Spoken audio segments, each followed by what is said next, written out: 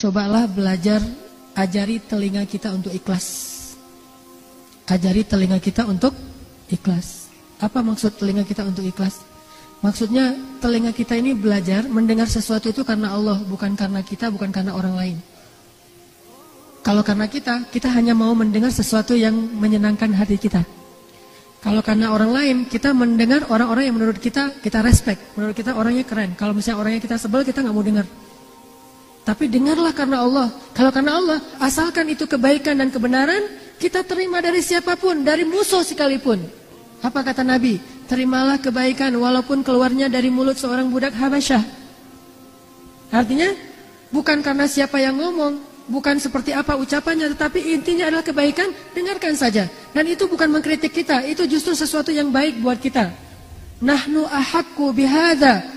Kaum muslimin lebih berhak menerima kebaikan ini daripada orang lain. Sehingga terima kebaikan itu dari siapapun. Enggak boleh sombong.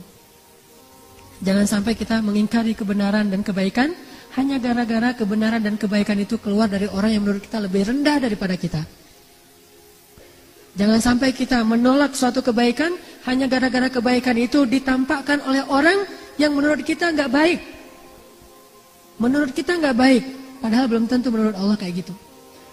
Jangan sampai seorang istri menolak nasihat dari suaminya yang menurut istrinya, suaminya belum menjadi seorang suami yang soleh. Jangan sampai seorang suami menolak kebaikan dari istrinya karena hanya berpikir istrinya belum taat kepada suaminya. Terimalah kebaikan dari siapapun, bahkan dari mulut seorang budak Habasyah atau dari musuh sekalipun. Budak Habasyah itu agamanya bukan agama Islam. Bukan agama Islam, budak pula dan bukan orang Arab.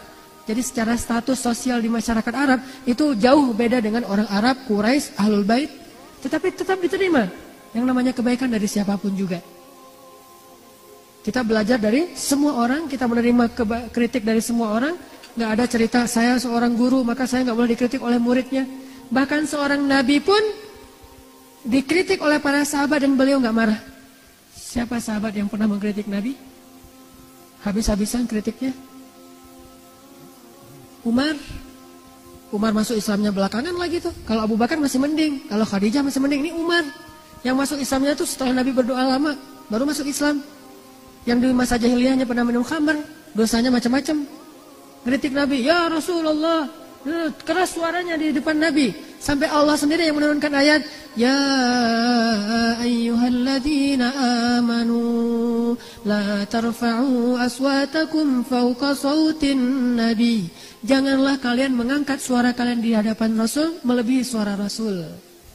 Tapi Rasul gak marah. Allah yang mengajari mereka etika, tetapi Rasul gak jadi baper gara-gara itu. Kenapa? Karena kalau itu emang niatnya baik, Umar berpendapat bukan karena marah ke Rasul. Umar berpendapat walaupun dia gak setuju dengan Rasul, itu pasti karena Allah. Umar setuju dan gak setuju, itu karena Allah. Kenapa? Karena Umar itu zahir dan batinnya sama. Zahir dan batinnya sama. Kalau dia zahir nggak setuju karena Allah, batinnya juga gitu. Nggak ada munafik dalam, nggak ada dzi wajhain, tidak ada bermuka dua di dalam diri Umar bin Khattab. Dia orangnya terus terang gitu. Sehingga Rasulullah paham banget karakter Umar. Umar mah karena dia nggak setuju, pasti nggak setujunya karena Allah, bukan karena dia nggak enak sama saya, karena dia ada masalah sama saya, enggak. Pernah Umar dengan Abu Bakar tuh kayak gitu. Abu Bakar ngusulin sesuatu, Umar bilang, menurut saya nggak kayak gitu ya Rasul. Baper Abu Bakar. Tersinggung, gak easy going. Akhirnya Abu Bakar bilang, Umar, kamu kayaknya senang banget beda sama saya, kata Abu Bakar. Kata Umar, enggak, saya emang kayak gini pendapat saya. Tapi kamu selalu membantah saya, gak pernah sama pendapat kita. Ramai itu di depan Rasulullah.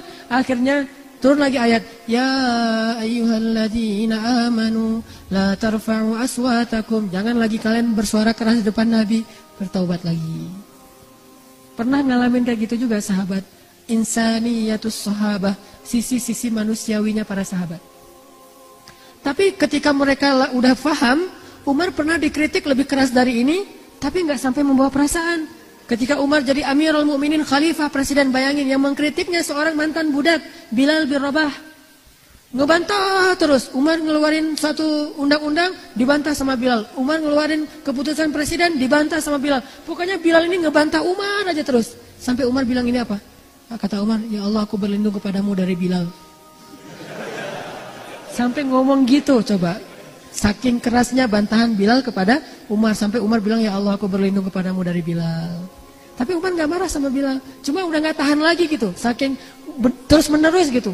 Dalam keadaan bertubi-tubi terus menerus, deketan lagi waktunya. Terus aja Bilal ngebojokin Umar sampai Umar terpojok banget. Sampai Umar bilang, ya Allah aku berlindung kepadamu dari Bilal. Ini artinya mereka mah orangnya easy going banget. Pernah Umar di depan para jamaah habis sholat kan zaman dulu mah presiden, dia juga ulama, dia juga imam sholat ya. Habis ngimamin sholat, Umar berdiri kemudian mengumumkan satu pengumuman. Gara-gara ada pengaduan dari salah seorang perempuan dan dari seorang laki-laki yang ngadu dia jomblo, udah tua masih jomblo. Ditanya sama Umar, kenapa kamu masih nggak jomblo? Kamu jomblo fisabilillahnya Istiqomah dan Al-Latif ya gitu. Kata dia, enggak, saya mah nggak jomblo bukannya nggak mau nikah, bukan terlalu selektif. Tetapi mahar-mahar perempuan sekarang mahal-mahal, wahai Amirul Mukminin. Saya bukan orang kaya, nggak sanggup membayar mahar perempuan. Walaupun hadisnya sebaik-baik perempuan yang paling murah maharnya, tetapi namanya manusia kadang-kadang menganggap dirinya, saya kan keren, jadi mahar saya mah 2 miliar gitu misalnya. Saya aja suka bercanda sama istri saya, karena bercanda doang sih nggak serius. Anak saya menurut saya adalah bidadari saya, my angel gitu. Jadi saya bilang ke istri saya, nanti mahar dia tuh paling murah 4 miliar ya. Saya 3 miliar, kamu setengah miliar, dia setengah miliar, jadi saya dapat 3 miliar gitu-gitu. Jadi dicandain, maharnya mahal-mahal. Kalau teman-teman pergi ke Mesir, orang Mesir itu rata-rata nikahnya di atas 35 tahun. Kenapa? Sukses dulu baru bisa nikah, saking mahalnya mahar orang Mesir. Makanya saya nggak punya istri orang Mesir. Maharnya mahal banget. Apa maharnya?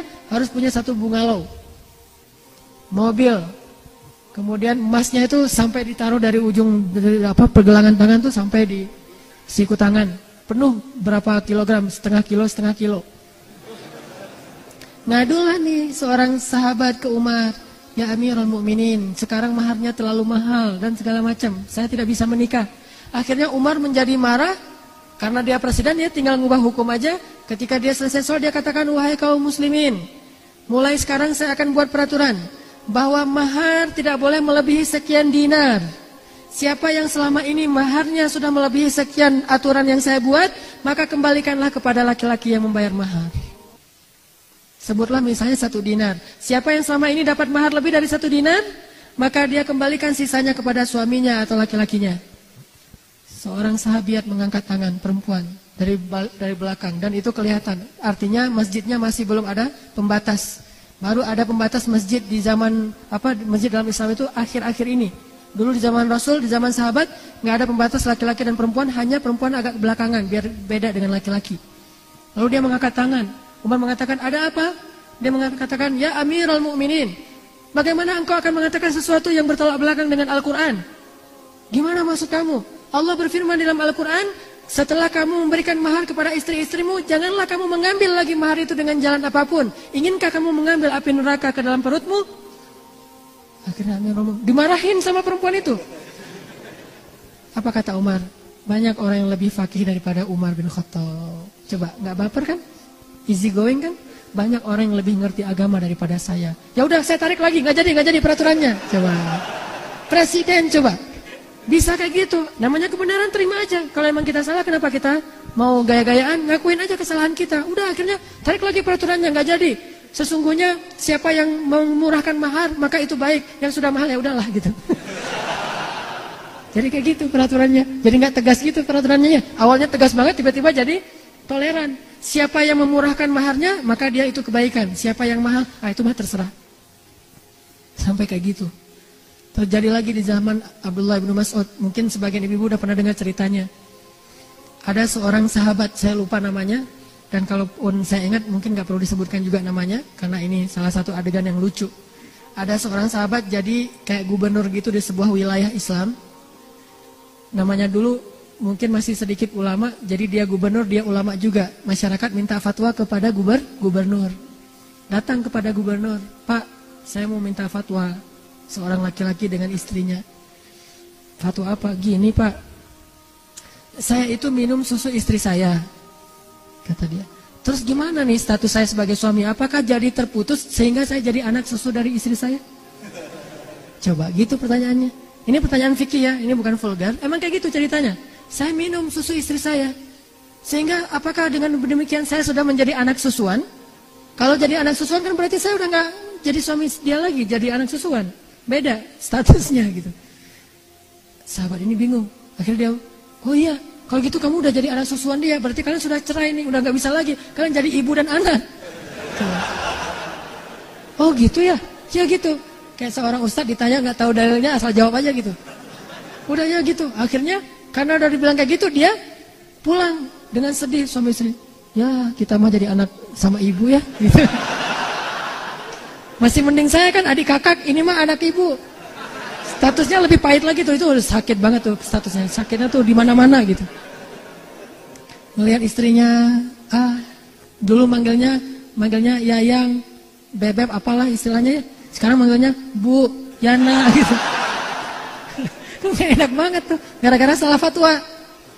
Udah difatwain gitu, akhirnya pulang sedih, udah nggak bisa lagi apa-apain, bukan lagi suami istri, udah sedih banget. Tiba-tiba berita ini terdengar ke seorang sahabat di Madinah, dia ahli Al-Quran namanya Abdullah bin Mas'ud, yang hafal 1 juz hanya dengan sekali dengar langsung hafal. Ilmunya banyak banget, Abdullah bin Mas'ud.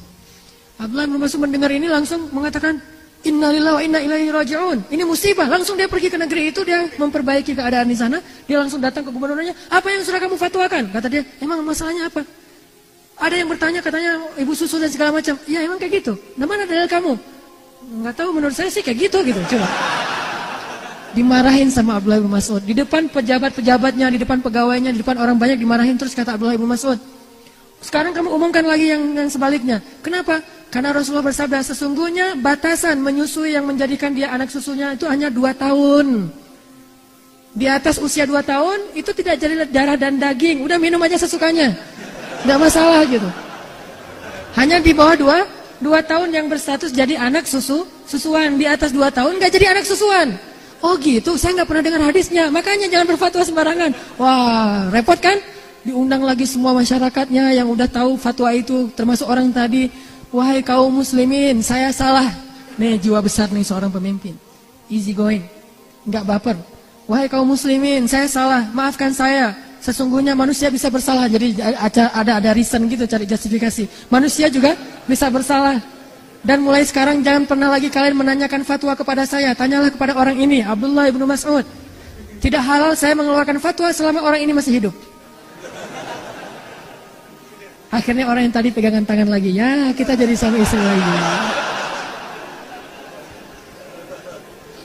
Jangan terlalu ngebawa perasaan. Udah kalau emang itu benar, terima aja. Akuin saja bahwa kita salah. Apa ruginya kita mengakui salah? Bukankah Allah memaafkan kesalahan? Yang rugi kalau kita nggak mengakui kesalahan, kita nggak akan pernah mengubah kesalahan kita menjadi kebaikan. Maka solusi yang diajarkan oleh para ulama tadi adalah terimalah kebaikan walaupun dari orang yang kita benci sekalipun. Mudah-mudahan kita bisa ngamalin ilmu yang sedikit ini dalam kehidupan kita sehari-hari dan menjadi orang yang lebih taat dan lebih asik dalam kehidupan bersama dengan orang-orang.